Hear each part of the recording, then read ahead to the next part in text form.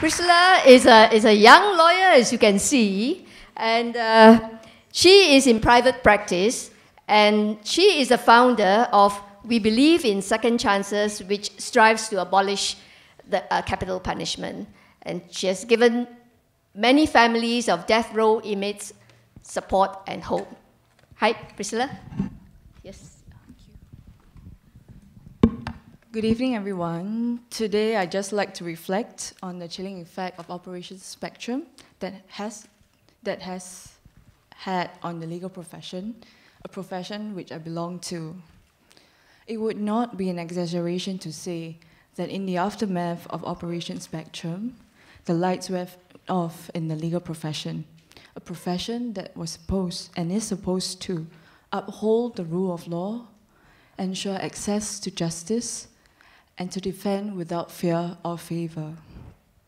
On 25th August 1986, the Legal Profession Amendment Bill was introduced into Parliament, which took away, amongst others, the Law Society's right to comment on legislations unless requested by the government.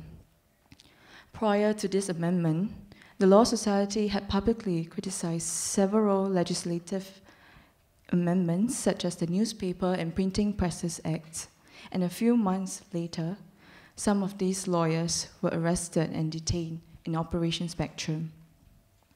30 years later, lawyers who are willing to publicly defend and stand up for what is right remain few and far between, a far cry from what was before. Occasionally, we applaud the courage of lawyers who do stand up. Yet we forget that this is what our professional duty demands of us. And of those lawyers who do speak up, they are more often than not publicly admonished by the powers that be. I think of the lawyers of Koh Jia Bing, who tried to save him from the gallows last year. Once we had stood amongst legal giants, today we scurry in fear. To put things in perspective, in most developed countries, rarely do we find a docile law association. I look enviously across the causeway to the Malaysian bar of what could have been us. And in Malaysia, they too have the same provision, which restrict the right of the Malaysian bar to comment on legislation.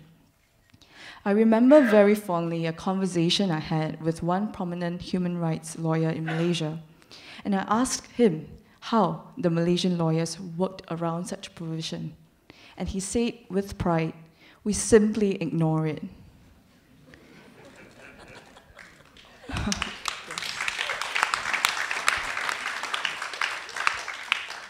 And then I thought about how much we have allowed ourselves to be tamed.